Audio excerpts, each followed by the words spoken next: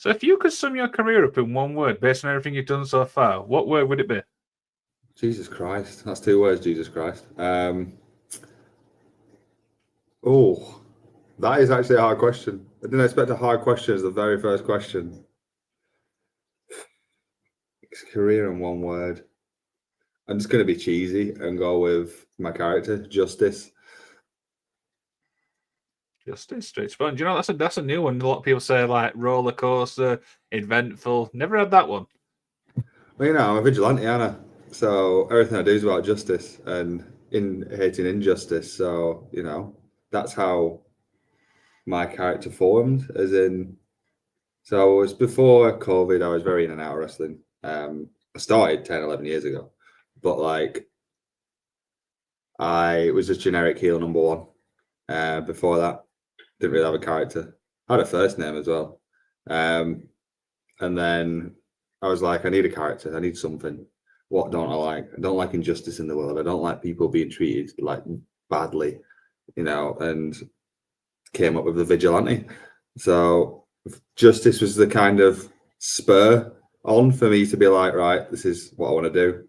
And it's something I believe in. And it's helped me actually, get better.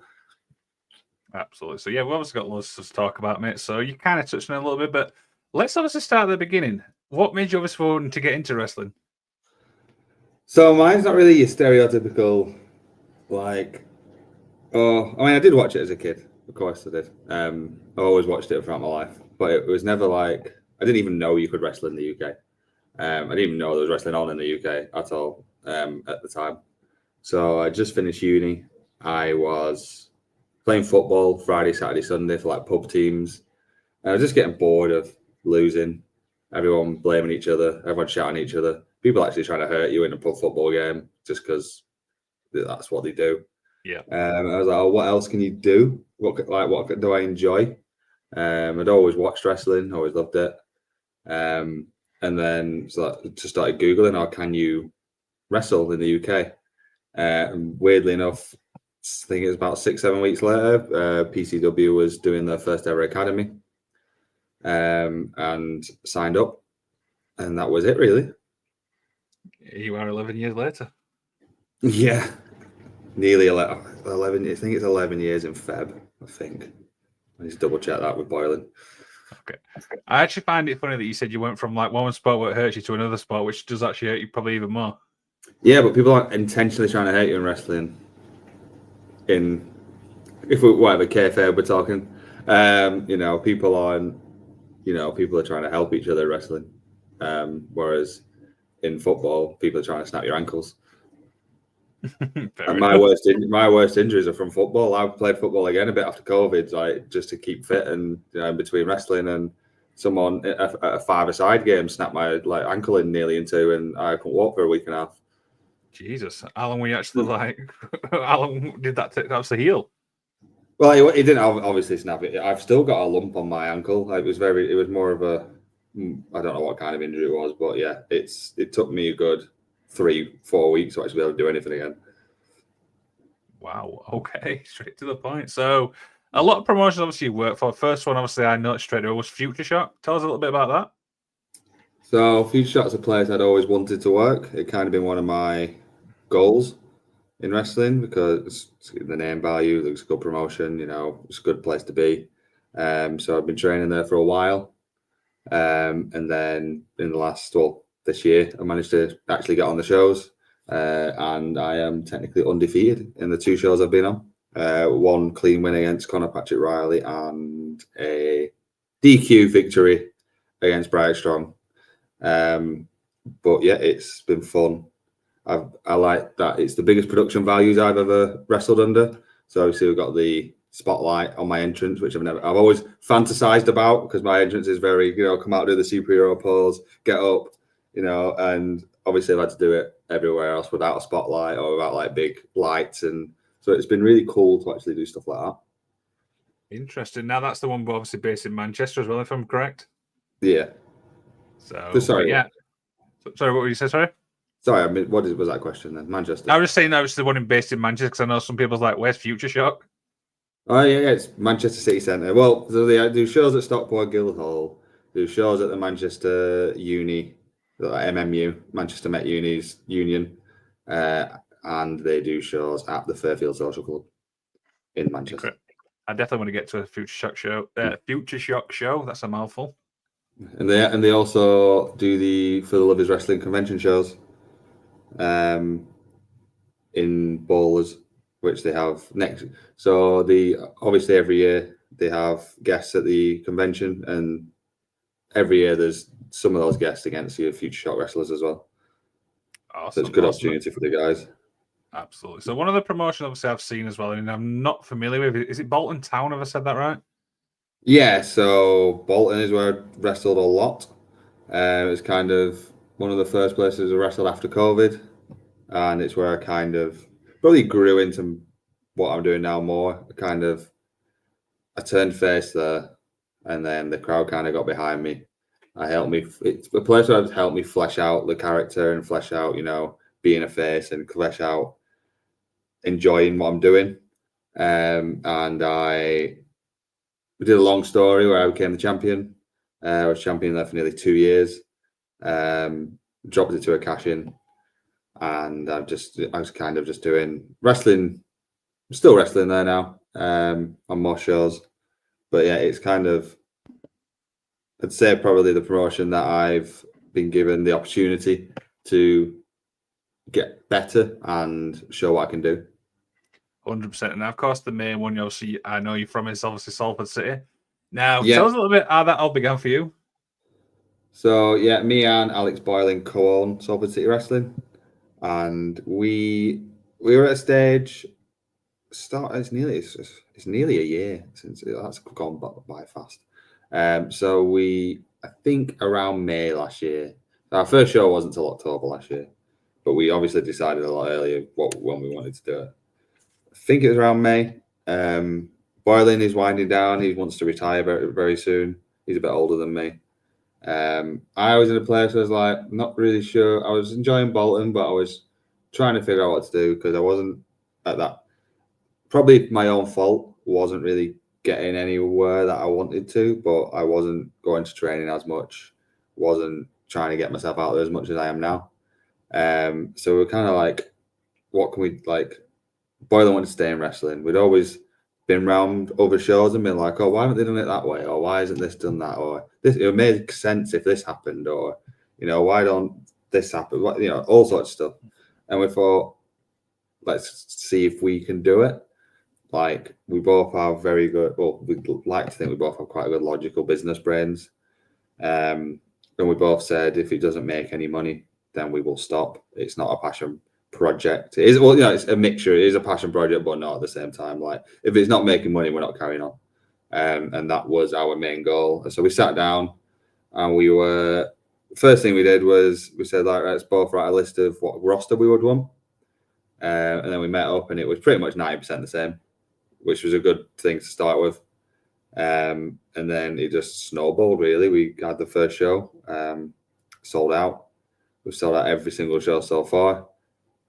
This next one is in 25 days. Mm-hmm. 25 days, and we have 30 tickets left.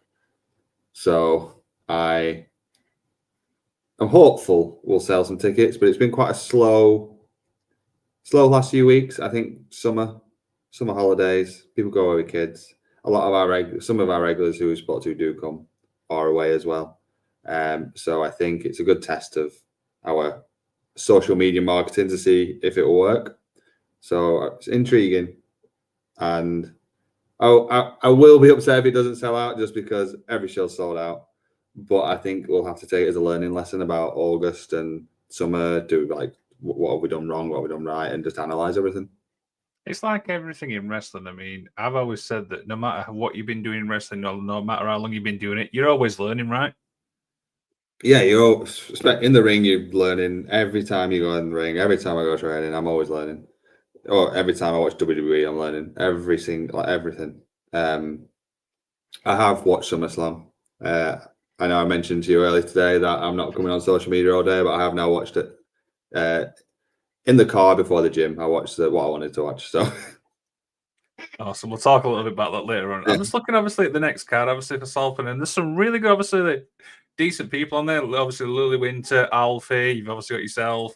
Ashley Dunn, who I'm obviously a massive fan of. I mean, there's some pretty good, obviously, characters, because I know we've talked about characters, obviously, in the first 10 minutes. So what our main goal as well was characters.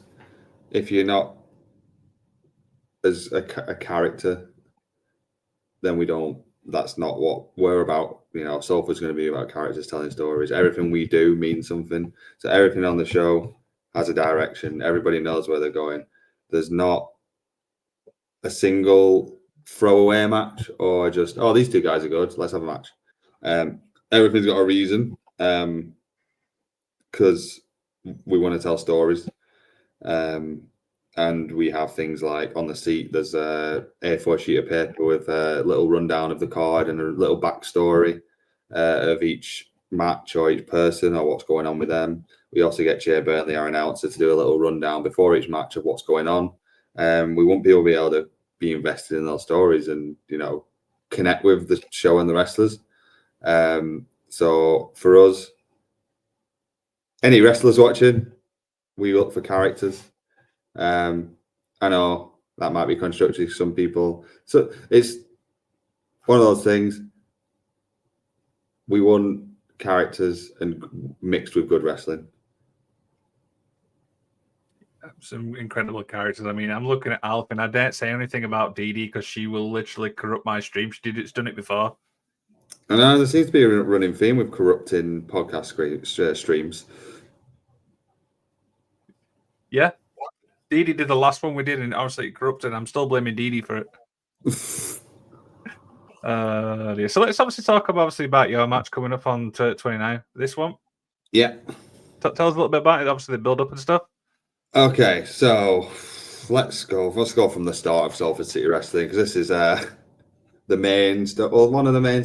We've got two main storylines. We've got the women's Queen of Salford tournament, and we've got the King of Salford, Troy Ryan. So the very first Salford City Wrestling show, there was a tournament to decide who the King of Salford was, like the King of the Ring. Troy Ryan at the time was a nice guy. And he won there was a triple threat match in the main event. So the three winners of the early matches in the night was Troy Ryan, Jack Johnson, and Dave Birch. Jack Johnson was about to win it, but Ayrton Steen got involved in that match, which led to Troy winning it and Jack not being able to win. Everyone was happy. I mean, a few people were a bit upset Jack didn't win, you know, Salford's own Jack Johnson. But then we had show 2, coronation of Troy Ryan, and we had Troy against Jack to decide, because obviously Jack got screwed, to decide who was the real King of Salford. Troy decides to come out of that show and turn his back on the fans, say, you know, everyone's his loyal subjects, everyone should bow down to him. And Jack Johnson comes very close to beating him, and Ayrton Steen got involved again that show. So that then led to me against Troy the show after, because as the vigilante, you know, I wanted to exact some justice on the King of Salford, thinking he can just do what he wants. Unfortunately, he beat me. And then in the main event of that show, it was Jack Johnson, Ayrton Steen. Jack Johnson beat Ayrton Steen, but then Troy came out.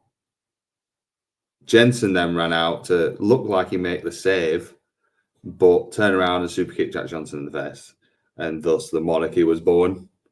And then the show after, I'm getting this right, I should know this, is Decker stepped up to face Troy, and he got screwed by Jensen.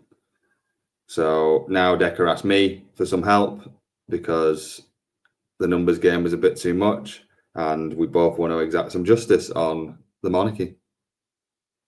It's all going to go down on Friday, the 29th of August. There's, and we also have, which I didn't get out of the box, but we have some Troy Ryan is not our king t-shirts, because all the fans have started chanting "not our king" to Troy.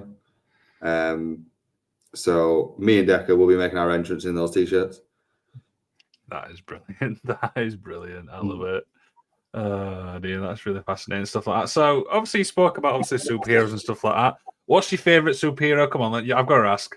I mean, if it's not clear by the black and yellow and the vigilante, Batman. But also, I don't know have a reason for this. I always just used to like Captain America when I was young. But Batman is the influence for most of my stuff. Yeah, definitely Batman. Who played the best Batman? Go on. Be controversial and say Ben Affleck and Christian Bale. Yeah, I think I said Ben Affleck. Did you really nearly say Ben Affleck? I was going to say Ben Affleck. I think Ben Affleck was all right. It's fine, better than Robert Pattinson. Yeah, you were awful. Yeah. So, but yeah, so talk a little bit about putting the characters together, the vigilante and stuff like that. You kind of touched on it at the start, but talk about the process of putting it all together. It constantly evolves, because obviously you're always learning and always thinking about what we can do. So obviously it started as like an idea. So I started doing like the superhero pose, my entrance. I got a jacket with a logo on it. Got this mask, which I'm looking at getting rid of, to be honest, because I know it looks cool in the pictures and the videos, but I kind of wear it for 4 seconds on my entrance to take it off. So it's more of a, not really, certain promotions I use it, certain promotions I won't, depending on the setup. But it just evolves because a lot of my Bolton stuff at the start was this vigilante character, but I wasn't really putting that character into the wrestling. It was like, this is the character, but then it was a normal wrestling. But now, the more I've started, the more I started learning, the more I started evolving. I've now started trying to incorporate the character into the wrestling.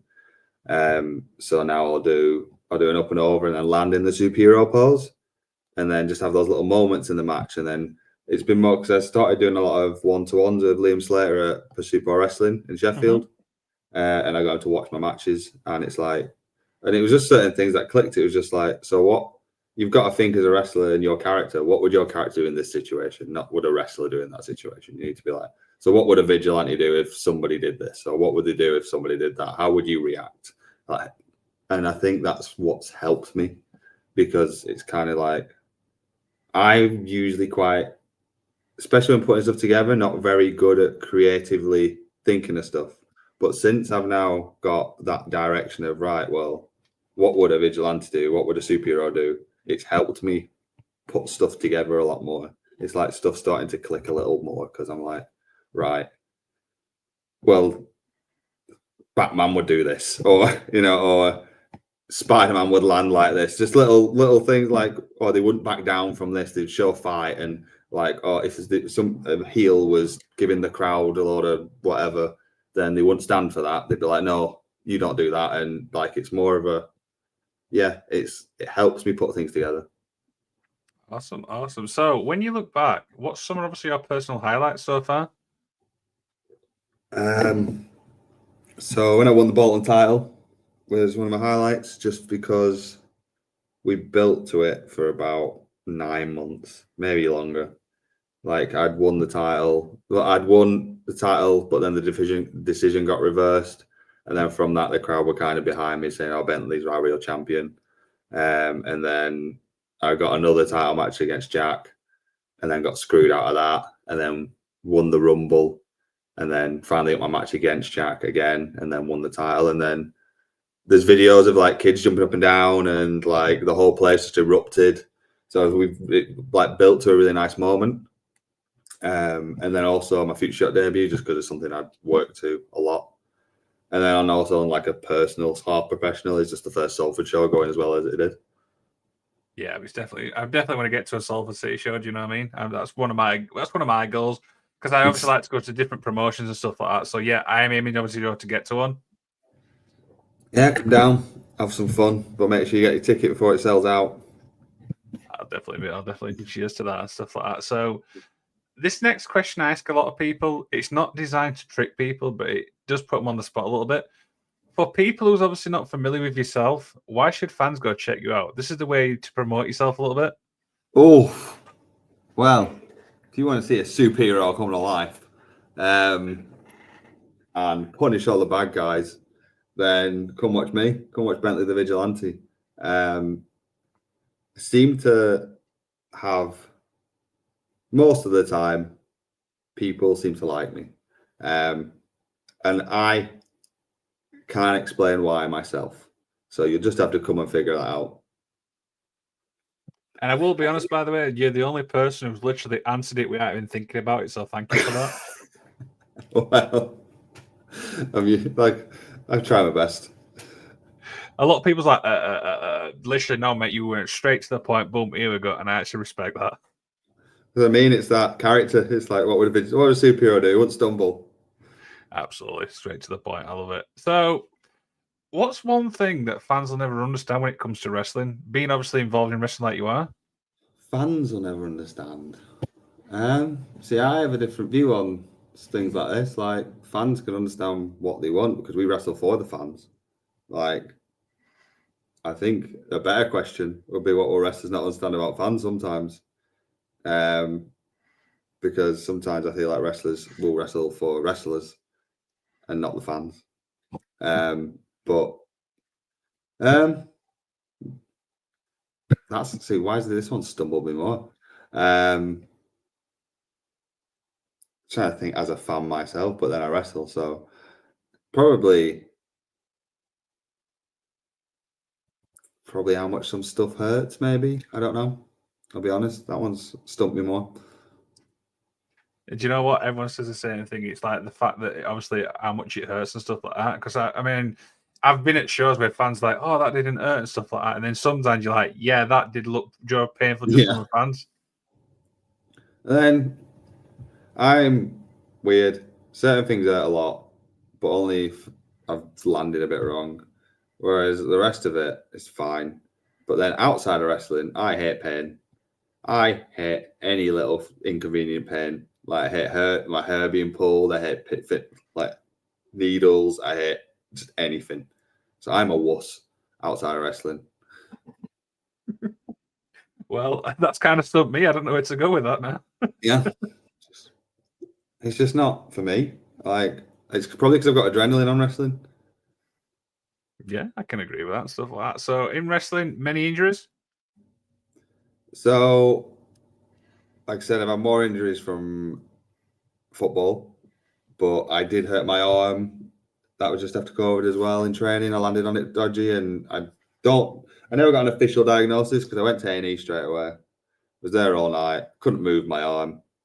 And then they did the x-rays and said, well, it's not broken, so just, keep it in a sling. And then wake up the morning after, everything was just popping in it. I was like, this isn't normal. Like, I couldn't move it. Day after, it was all like purple and fluidy, and it was horrible. Obviously, just had to let it recover. Went to my physio at the time, and he said it was probably ligaments. So yeah, that was the worst one. And especially me who doesn't like actual pain, that was the worst pain I've ever had in my life. There's probably a lot worse pain, but that was horrible. How long did it keep you out of the ring for? I think about 4 months, maybe. And then I'm still apprehensive now about certain bumps on my front because even if I fully extend my left arm, it hurts a little. So I don't know. It's probably something I'll have to deal with in older age and get it checked out. But that is apart from that, I've not really had any major injuries. That is the only major injury I had.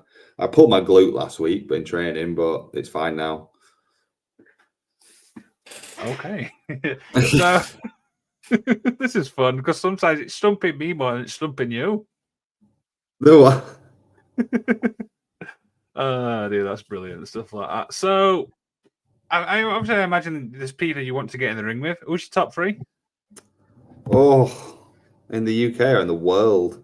WWE. I'm John Cena. John Cena, Randy Orton, CM Punk. Straight to the point. I love it. Do you know what I mean? I'm going to ask you about that actually, because obviously John's obviously retiring at the end of the year. How would you book obviously now his retirement? From now, can we erase the Brock Lesnar stuff? You certainly can. don't know where they go from now, actually, because I controversially loved the heel stuff. I loved it. I thought it was brilliant. A lot of people hated it. I thought it was amazing. I thought his face turn on Friday was well good. Like, that match last night was amazing. But from here, obviously they're going to drop the. I don't know now. I'd have liked AJ to have won the Intercontinental and they've done John Cena, AJ, and Paris, because he's seen as never won the Intercontinental. But I actually don't know who his last match is going to be against. I don't know. That's my answer to that one. I have a clue. The only person who comes to mind for me is Randy Orton. But we've already done it. Yeah, that's the thing in it. They've done Punk. Yeah, even I can't think now because it's weird because they're just throwing you off completely, aren't they? Yeah, I mean it might be The Rock. That'll be wild. What, third time? Yeah, third in a lifetime. Yeah, probably. Who knows? Who knows and stuff like that. Now you mentioned face and heel and stuff like that. For some reason, when I look at your character, I only see face. Do you prefer face or heel? Well, I have not worked heel as my character since. As my actual character, I've not worked heel. I worked one show recently, but it was still very generic heel number one, just because I had to work heel because it was against more of a trainee. And that turned face the show after into my actual character. So yeah, I prefer face. A lot of people prefer heel. People think it's easier to be a heel, I think, from talking to people, because it's a lot easier to make people hate you than to make people like you. I think basically what you're saying is that you prefer to be an asshole. I don't prefer to be an asshole. I prefer to be the good guy. I feel like that's what I'm better at. I haven't actually honed the character out as a heel at all. I think it's quite well. I think it'd have to be something like Homelander or like that sort of taking it too far. But I much prefer being face, and it seems to have gotten me where I am at the moment. And it's weird. I have to do heel stuff in training just to remind myself I can do it a bit more. Because I'm so used to being face at the moment. Like the last 4 years, I've pretty much been face everywhere. It's got because it's easy. I think if you book a vigilante superhero, he's like, oh, it's face, isn't he? It's like you don't have to think about it. Yeah, I can agree with that stuff like that. So, what's a typical show day for you? Oh, I have different routines for Salford and a different routine for my own show days. My usual one, I get up. I usually don't go to the gym on a show day, just because I just want to be fresh. I will usually eat very plain because I don't have the best of stomachs with certain things. So especially on a show day, it's like I have the most blandest Tesco meal that you have in your life. It'll be a ready salted crisp, a ham sandwich, and just like a Graze bar or something, or just a protein, not even a protein, like a Luke said sport. So I'll just eat as plain as possible. I always squashes. Need at least one bag of squashes in the locker room before I might just to get a bit of a sugar rush. I'll just try and have a calm day, to be honest. Just chill out. If I can lie in, I'll lie in. If not, if I can't. And just try and get in a good headspace. And then I like FutureShock because I can walk from my flat. It's a 40-minute walk, but I like it's nice, like just headphones in, get in the zone, walk through town, get there. I like listening. I'm a massive Taylor Swift fan. I'm a massive Swiftie. So I will listen to a lot of Taylor Swift on show days, get me in the mood. I also listen to a few wrestling songs as well, get me cool points back. But yeah, I just like getting in the mood. And then when I get there, it's just talk to everyone, plan my match with whoever it is, and go from there, really. On a Salford day, I always go for breakfast. I'll go for a Wetherspoons breakfast or something, just for I've got a big day ahead because I usually book half a day off work or a full day off work. Go for Wetherspoons breakfast. Get all the stuff in my car. I'll get to the venue extra early. Take me time. I usually get there before boiling just because it's me and I overplan. And then set the venue up, get everyone's wages out on the ready to pay as soon as they arrive, and it's just so I can get all that sorted and I don't have to think about it before I plan my match. Okay, well, let's turn that question 180. How do you wind down after a show in both senses? Very hard. Struggle sleeping after shows all the time. Be shattered. You'll be at the venue, you'll be shattered. You'll drive home, you'll be shattered. You'll get home, lie in bed, and you're just wired. It's the adrenaline. It's really hard. Rush. Yes, the squashes. Usually what I'll try and do is just get home, have a bit of food, watch some TV, just chill. But I've not really got a routine for after shows. Sometimes I like to reward myself with a takeaway. Because I try and eat quite, well for most of the week. So yeah, it's just I don't really have an after wind down routine. If someone's got one to help me with the adrenaline, then please let me know. Yeah. So we've got obviously a fan question. It kind of falls on to what you've been speaking about there. Simon Gibb obviously is a regular listener to the show, and he's got a 2-part question. What's the go-to cheat meal? You kind of touched on him with the Chinese a little bit. It's hard because I don't really do cheat meals. I just eat.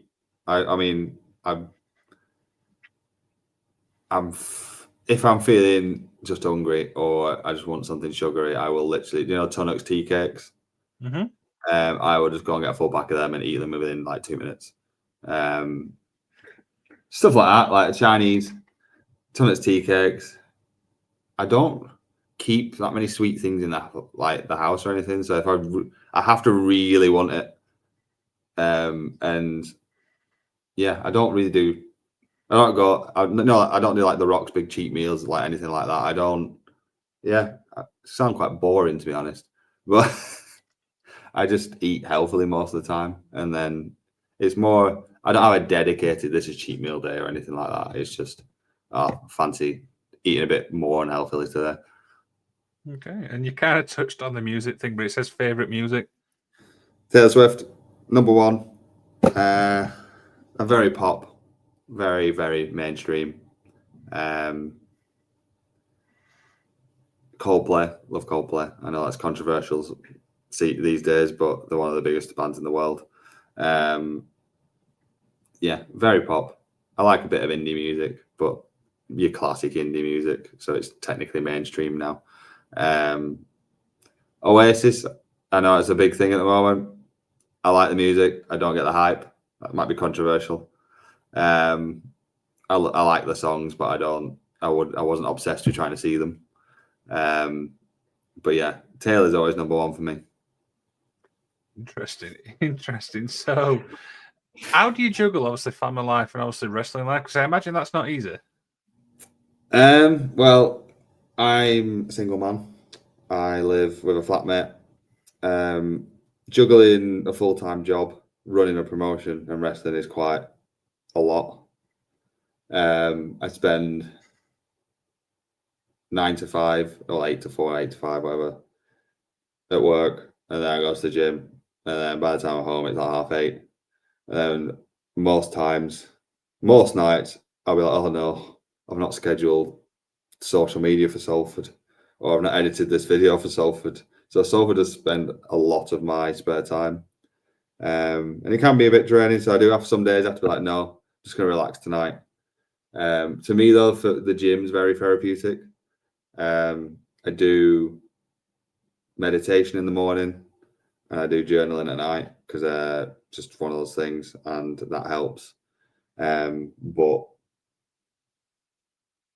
like Saturday, I was meant to be giving a lift to someone to a show on Saturday, but they ended up getting there, and it was the first day I'd actually had to just wind down and just relax and chill.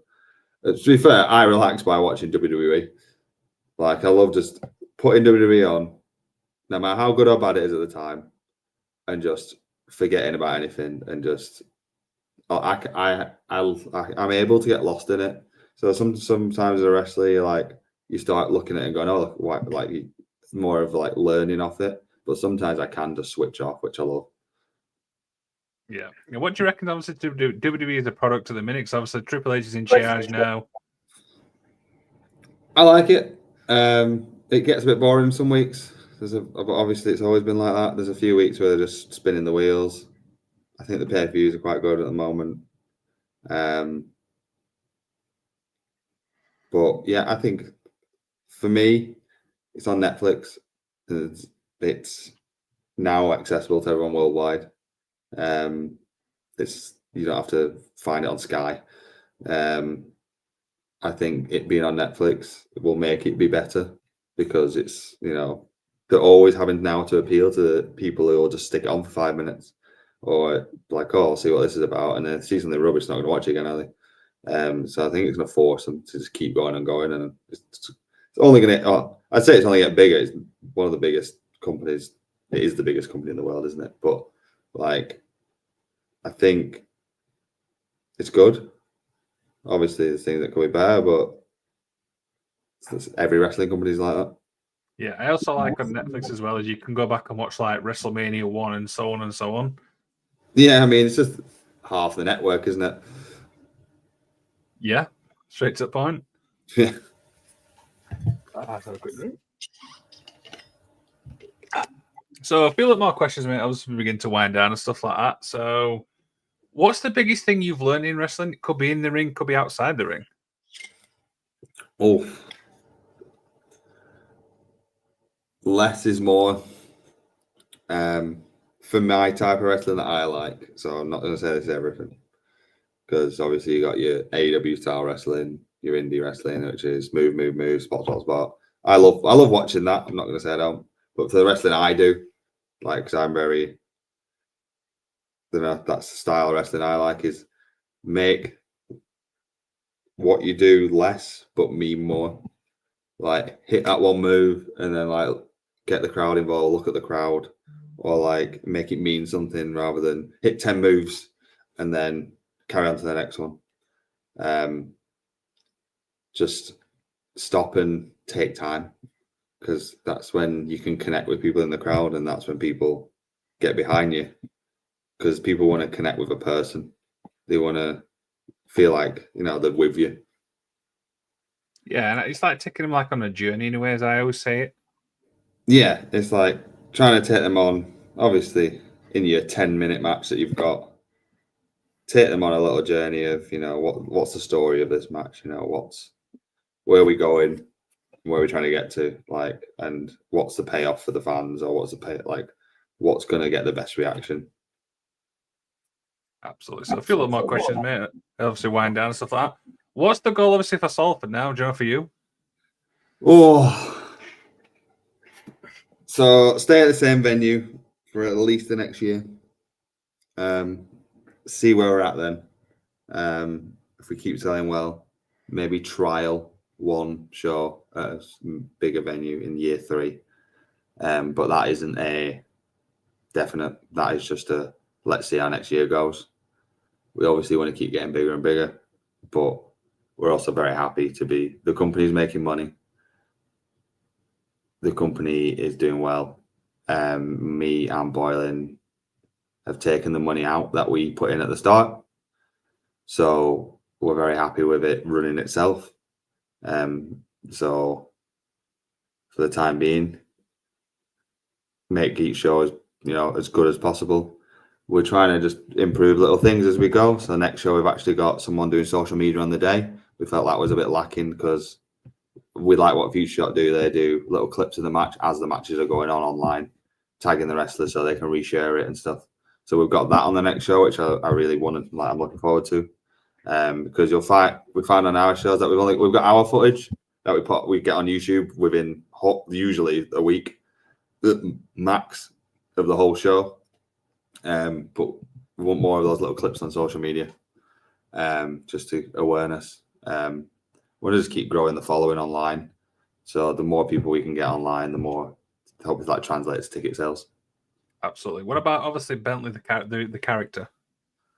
Oh, well, I feel like at the moment very focused on getting as far through FutureShock as possible, doing quite well on there.